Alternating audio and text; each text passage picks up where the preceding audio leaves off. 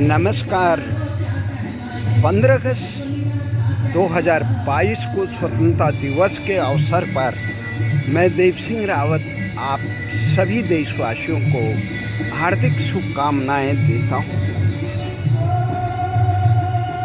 ये अवसर है, अभी कुछ समय पहले प्रधानमंत्री नरेंद्र मोदी ने लाल किले के प्राचीर से तिरंगा लहराते हुए देश को संबोधित किया।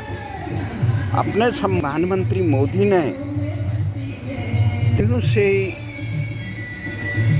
गुलाम मानसिकता से उबरने की जो खुला आह्वान किया, उसी के तहत हमारा ये तमाम अभियान भारतीय भाषा आंदोलन, भारतीय मुक्ति सेना और एक भारतीय नागरिक के रूप में निरंतर चल रहा है। भले ही देश आज गली कूचे, हर शहर कस्बे में स्वतंत्रता दिवस की अमृत महोत्सव मना रहा है। ये सामने आप देख रहे हैं किस प्रकार से ये हमारे इस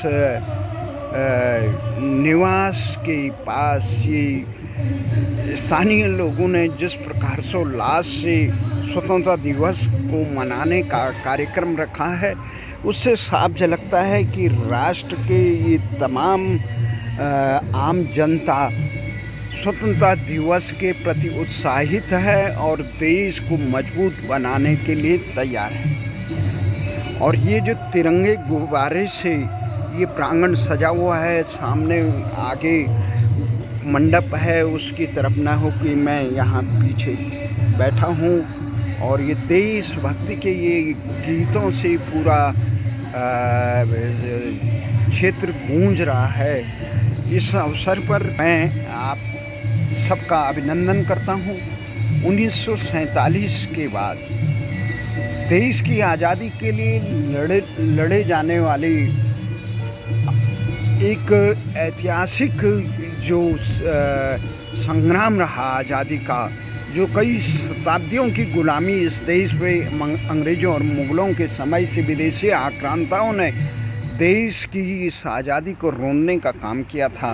उस आज़ादी से देश को मुक्त कराने के लिए, देश में लोकशाही स्थापित करने के लिए, देश की तमाम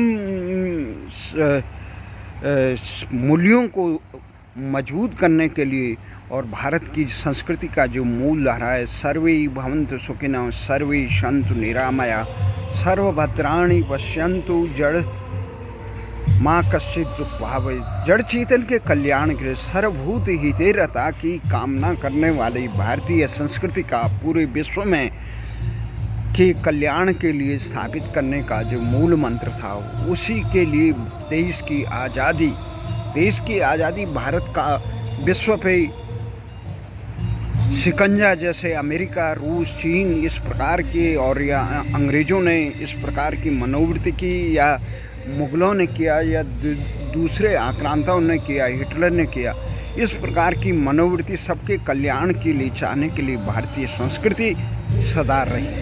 तो इस देश को 1947 से जब अंग्रेज़ों से मुक्त हुआ, तो उसके बाद हम 75 साल के इस सफ़र में हम देखते हैं कि किस प्रकार देश की इस आज़ादी का ये सफ़र देश के हुक्मरानों के उससे कार्यों से सफल हुआ और देश आज किस मुकाम पे है, इसके लिए हम आप सबसे अनुरोध करते हैं, ज़रा 1 मिनट वंदे मातरम कह के आप देश के उन तमाम हुतात्माओं को, जिन्होंने हजारों सैकड़ों सालों की अपने संघर्ष और से अपना सर्वस्व बलिदान करके देश की आज़ादी को आगे बढ़ा के संग्राम को साकार करने का काम किया, और अंग्रेज़ों को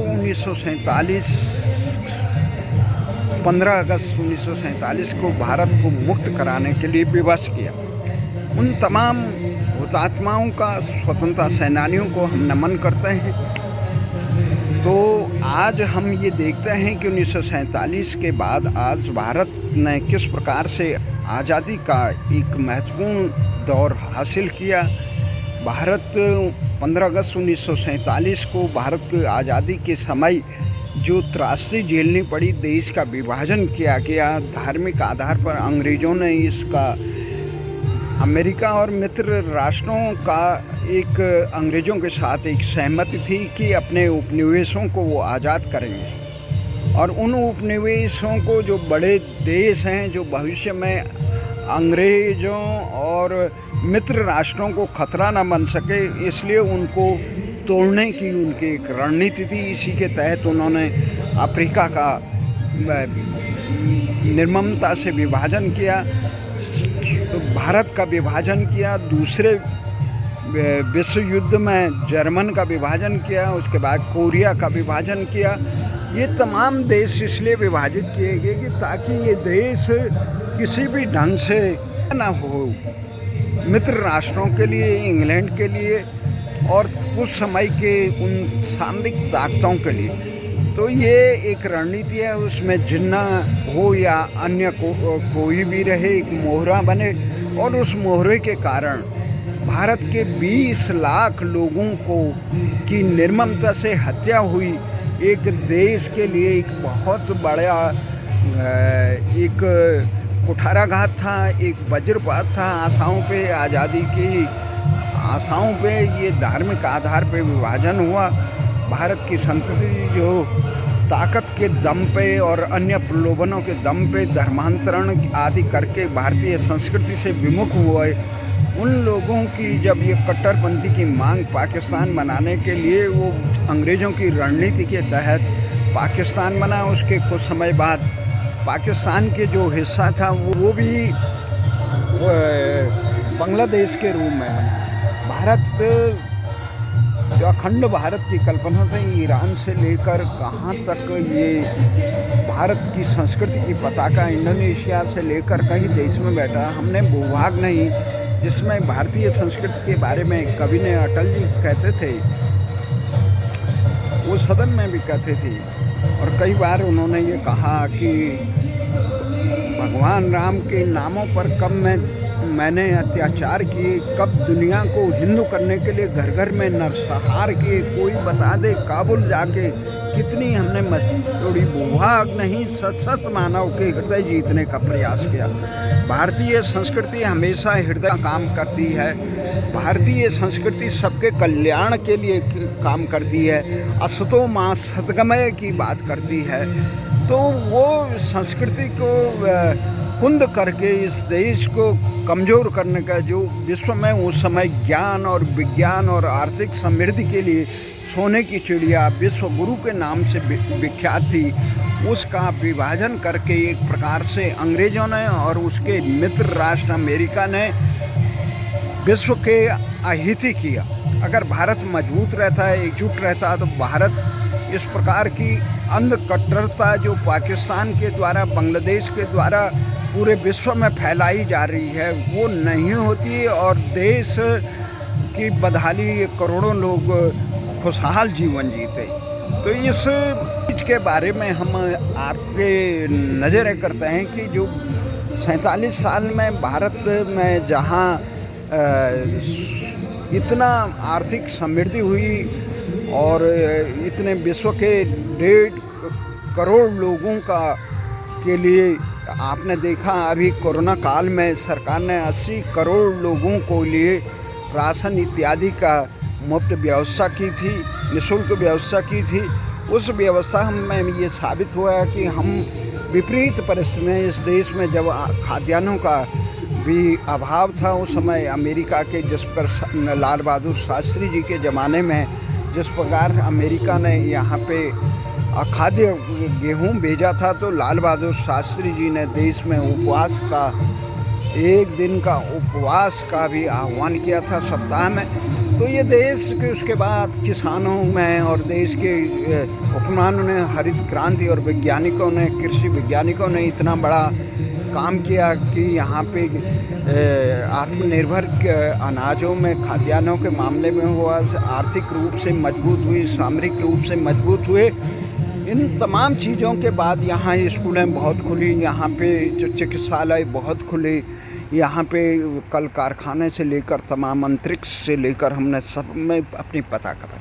पर एक बात हम यहाँ पे साफ करना चाहते हैं कि देश के हुक्मरानों, जो आज प्रधानमंत्री ने जो संकेत भी दिया कि हमें गुलाम मानसिकता से देश को उबारना है, सबसे समस्या ये हुई कि देश की आज़ादी के समय से इस देश में जो एक गंभीर संकट ये पैदा हुआ कि देश के विभाजन के लिए जो ताकतें जिम्मेदार थी, जिस कारण देश का विभाजन हुआ, देश के हुक्मरानों को चाहिए थे कि ऐसी परिस्थितियां, ऐसी ताकतें फिर देश में सर न उठा पाए, इसीलिए इस प्रकार का स्थायी प्रबंध करना चाहिए था। तो प्रबंध करने में देश की सरकारें बिल्कुल असफल रही है। जिस प्रकार से देश के विश्वविद्यालयों में और देश के कई संगठनों द्वारा यहाँ पर भारतीय संस्कृति के बजाय यहाँ पे कट्टरपंथ को बढ़ावा देने के काम किया जा रहा है, जिसमें ये न भारत तेरे टुकड़े होंगे हजार और इस प्रकार के नारे लगाने वाले, इसका मूल कारण ये है कि देश की आज़ादी के बाद भी देश की सरकारों ने उन देश के विभाजन से सबक नहीं लिया और उन ताकतों को सर उठाने को जमींदोज करने का काम नहीं किया, जिनके कारण, जिसकी मनोवृत्ति के कारण देश को विभाजन की त्रासदी में 20 लाख लोगों की निर्मम हत्या हुई। उनका कोई कसूर नहीं था,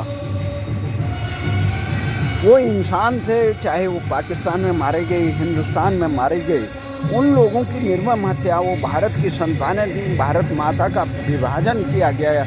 इससे बड़ा दुखद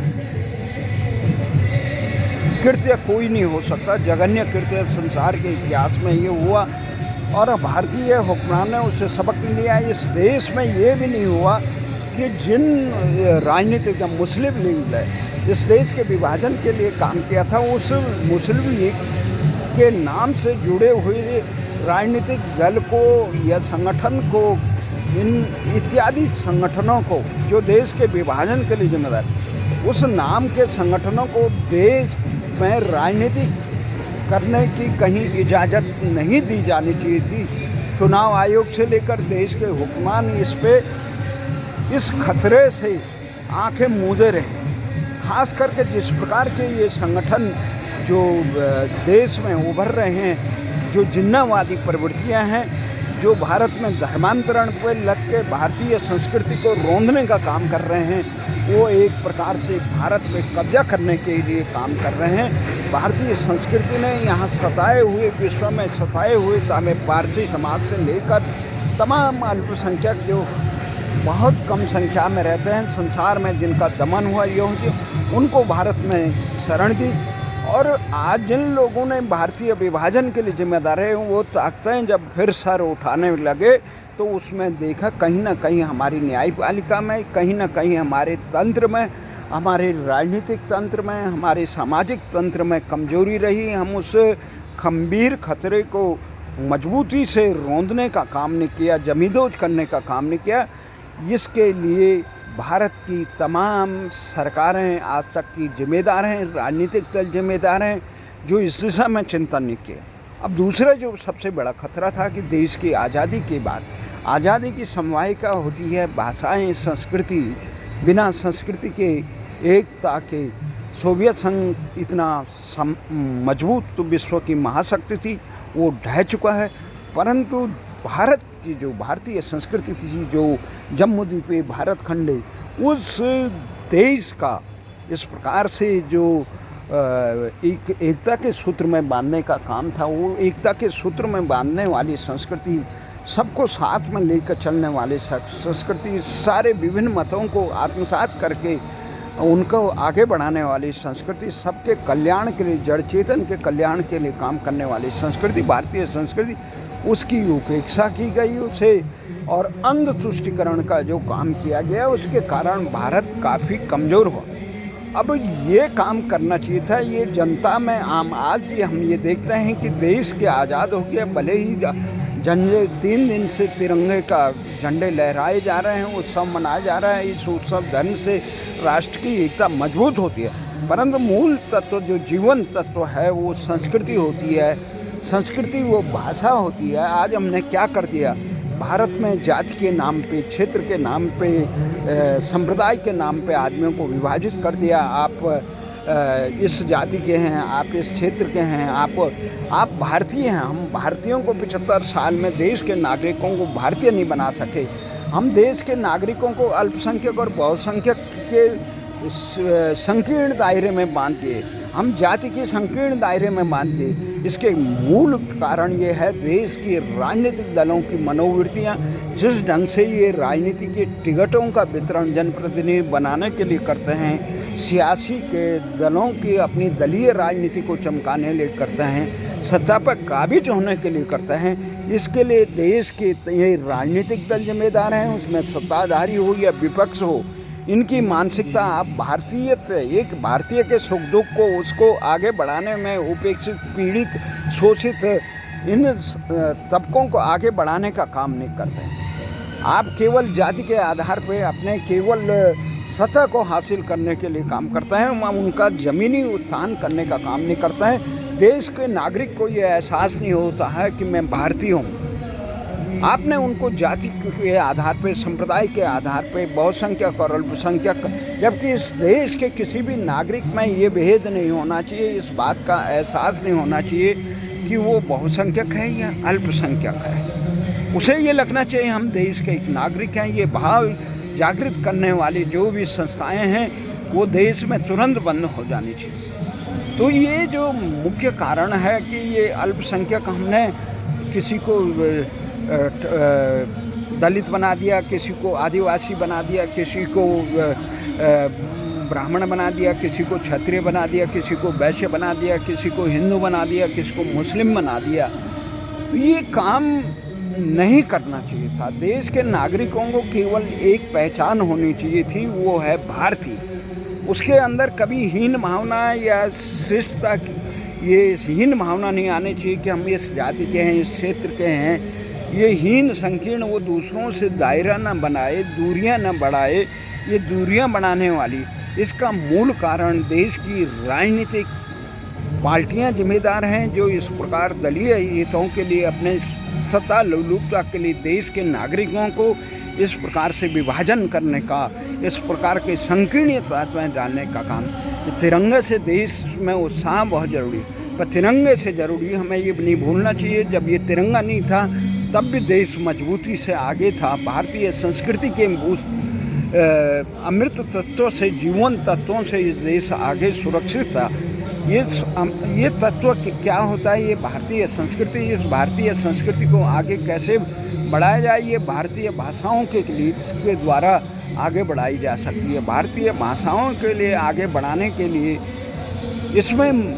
इसमें सबसे बड़ा अवरोधक 1885 में यह जो मैकाले ने इस देश को सदा अंग्रेज़ों को गुलाम बनाने के लिए जो यहाँ पे इंग्लिश एजुकेशन एक्ट को थोपा, उनकी सलाह पर ब्रिटिश सरकार ने यहाँ पे ये इंग्लिश एजुकेशन एक्ट थोप के यहाँ के राजकाज की, शिक्षा की, सारी भाषा का, भारतीय भाषाओं पे जो प्रतिबंध लगाया और अंग्रेजी भाषा को थोपा, ताकि देश में भारतीय संस्कारों से विहीन बच्चे नौनिहाल पैदा हों, वो अंग्रेज जैसा बनना चाहे, उनकी तरह सोचना चाहे, उनके द्वारा बताए हुए इतिहास को पढ़कर भारत को देखने का काम करे कि ये जाहिलों का देश रहा है। ये गुलामों को जो कहते थे इंडियन जो होते थे वो कुत्तों से के बराबर मानते थे, इसीलिए उन्होंने माल रोड पे, अपने आवासों पे भारतीयों पे, इंडियनों पर प्रतिबंध लगाया था। वो अपने को श्रेष्ठ और हुक्मरान की जो ग्रंथि उन्होंने पाल रखी थी, उस ग्रंथि के कारण वो इंडियनों को हे मानते थे, एक प्रकार से दूरियां रखते थे, अपने को दूसरे दर्जे का नागरिक मानना चाहते थे। और वो उन्होंने देखा कि भारतीय शिक्षा ग्रहण करके भारतीय अपने आप को श्रेष्ठ और सबके कल्याण में लगे रहते हैं, यहाँ अंग्रेज़ों की लूट मार और बाजारी और वहाँ की जो बटमारी है वो नहीं चलेगी। इसलिए उन्होंने अंग्रेजी शिक्षा को इस देश में थोपा, जिसके कारण आज देश 1947 में भले ही आज़ाद हो गया है, परंतु देश में आज भी अंग्रेजी भाषा देश में शिक्षा, रोजगार, न्याय और शासन संचालित होता है। और देश आज़ादी होने के बाद भी देश को 75 सालों से अपने नाम से वंचित है, अपनी भाषा से वंचित है। इसके कारण एक ये हो गया है कि जो देश के हजारों लाखों विद्यालय हैं, वो केवल अंग्रेजी की शिक्षा या उस शिक्षा को पढ़ के, जो मैकाले की शिक्षा है, उसको पढ़ के हम में अंग्रेजी की श्रेष्ठता की एक मानसिक गुलामी आ जाती है। हम भारतीय भाषाओं को ही समझते हैं, भारतीय संस्कृति को ही समझते हैं। इसी के कारण आज विश्वविद्यालयों में ये नारे लगाए जाते हैं, भारत तेरे टुकड़े होंगे हजार। और इस देश के जो शासन वर्ग है, देश की भारतीय भाषाओं में, देश के सर्वोच्च न्यायालय में न्याय तक नहीं मिलता है। तथाकथित जो शासक वर्ग है, वहाँ भारतीय भाषाएं, चाहे नौकरशाहों अंग्रेज़ों द्वारा स्थापित जो सिविल सर्विस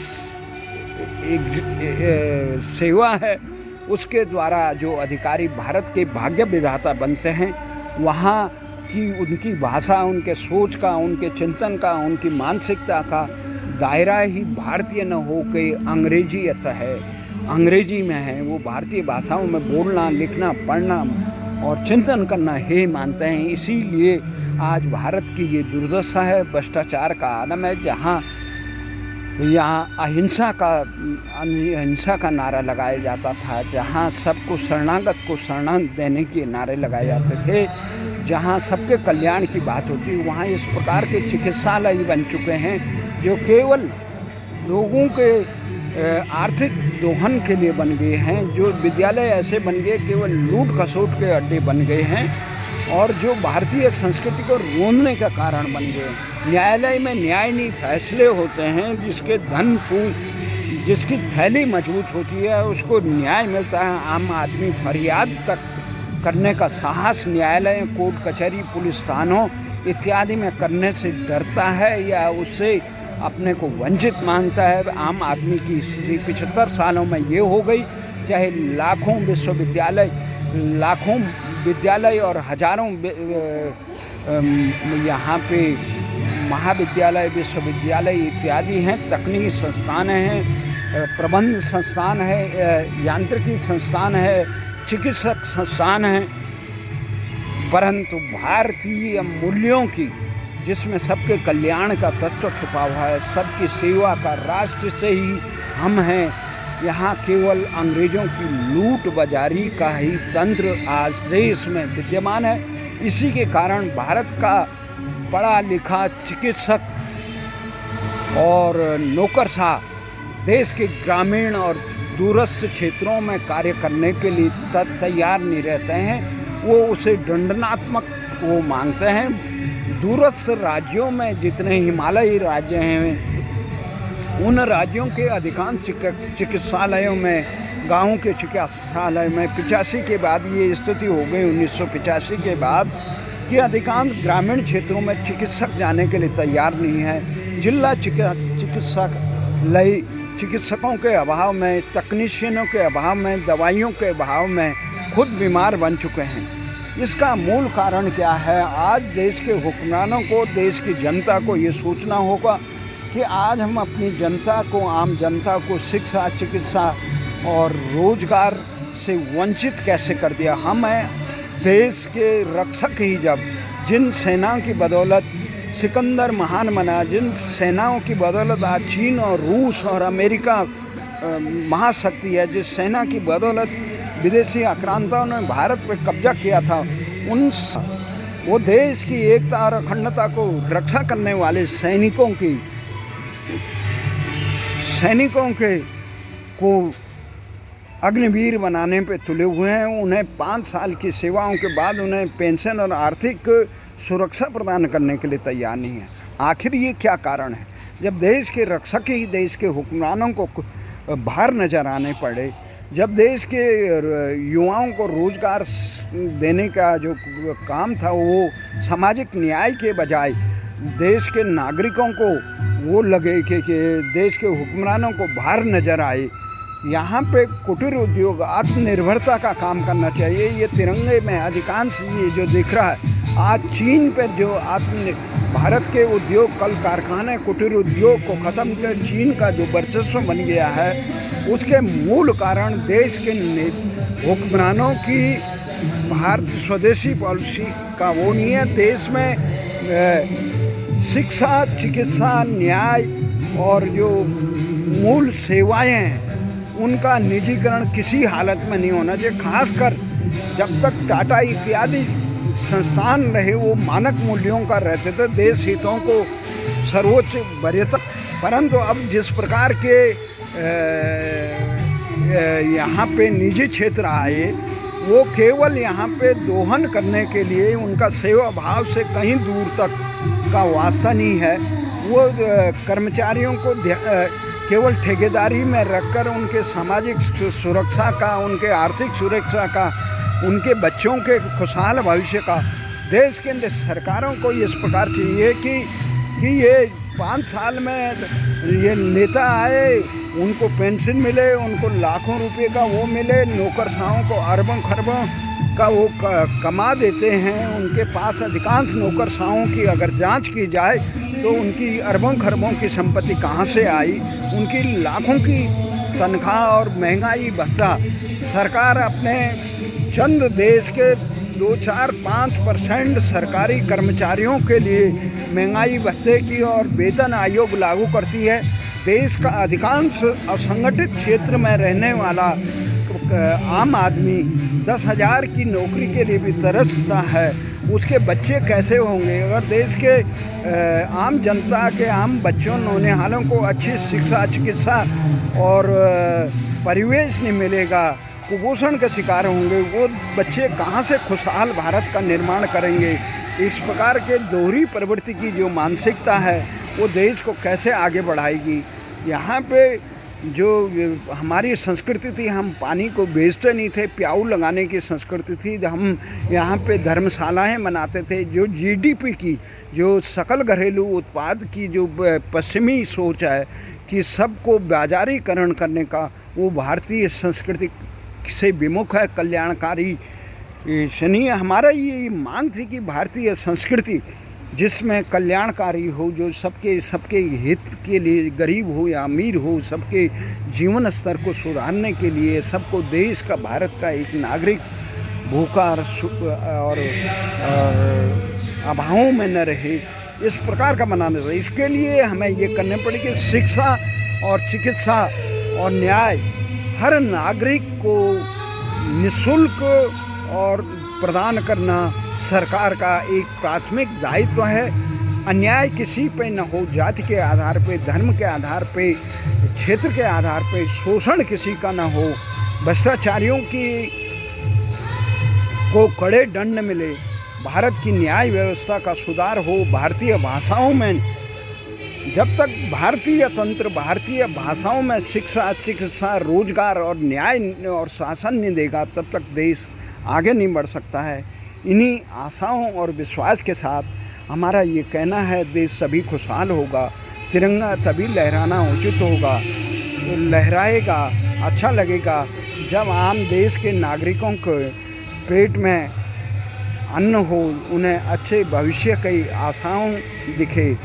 और ये चंद समृद्धि की अट्टालिकाएं में अराजकता की स्थिति पैदा करती है, जहां करोड़ों लोग गरीबी की रेखा के नीचे हो। 75% के आसपास गरीबी के ये कोरोना महामारी के बाद तो पूरा विश्व भारतीय संस्कृति की तरफ निहार रहा है। और हम ये देखना चाहते हैं देश की सरकार इस पे गंभीरता से विचार करे, देश को ये गुलामी की जंजीरों में, जो 75 सालों से अंग्रेजी और इंडिया की गुलामी की जंजीरों में जकड़ा है, उससे मुक्ति मिले। इन्हीं शब्दों के साथ जय हिंद, जय भारत, जय उत्तराखंड को स्वतंत्रता दिवस की उन महान सेनानियों की, वीरांगनाओं की, उन मनुष्यों की त्याग, संघर्ष और जांबाज बलिदान के प्रति नमन करते हुए देश के हुक्मरानों को धिक्कार देना चाहता हूँ, जिन्होंने इस देश को अंग्रेजी और इंडिया का गुलाम बनाया। आज देश भारत के नाम से अनजान है। आज देश भारतीय भाषाओं से अनजान है। जो भाषाएं विश्व में ज्ञान विज्ञान की प्रसारक रही, वो भाषाएं दम तोड़ रही है। यह जो इस देश में सैकड़ों ऐसे संगठन हैं जो देश के विरोध में काम कर रहे हैं। उन संगठनों पर अंकुश लगाना, उन तत्वों पर कठोरता से, निर्ममता से अंकुश लगाना देश के हुक्मरानों, देश की न्यायपालिका का जिम्मेदारी है। देश के हुक्मरानों की जिम्मेदारी है। किसी प्रकार के राष्ट्र विरोधी तत्वों को दया के पात्र नहीं है। जितनी निर्ममता से हम राष्ट्र विरोधी तत्वों को अंकुश लगाएंगे, उससे राष्ट्र मजबूत होगा। तभी सुभाष जी के सपने साकार होंगे, तभी गांधी और नेहरू के सपने साकार होंगे, तभी सावरकर जी के सपने स्वीकार होंगे, तभी भगत सिंह से लेकर चंद्रशेखर, राजगुरु, बिस्मिल्ला, हाँ, और तमाम यहाँ पे चंद्र सिंह गढ़वाली से लेकर ये हमारे जो महान स्वतंत्रता सेनानी थे, जो अफ़गानिस्तान ये हमारे थे फ्रंटियर गांधी जी, सीमांत गांधी जी, उनके सपने साकार होंगे। उन लाखों सपूतों को जिन्होंने शताब्दियों की इस गुलामी की बेड़ियों से भारत को मुक्त करने के लिए अपनी आहुतियाँ दी, अपना सर्वस्व बलिदान किया। महान गुरु तेग बहादुर सिंह जी, गुरु गोविंद सिंह जी, रानी की झांसी की रानी लक्ष्मीबाई, शहीद कांट, तमाम हुतात्माओं को नमन करते हुए मैं आप सबसे आह्वान करता हूँ, देश की सरकार को, देश के राजनीतिक दलों को ये लोकतंत्र का पहला पाठ सबक सिखाएं कि जनता की सेवा के लिए, देश की सेवा के लिए वो यहाँ आए हैं, देश के शासक नहीं हैं। इसी आशा और विश्वास के साथ भारत में आज़ादी और लोकशाही का सूर्योदय हो। जय हिंद, जय भारत।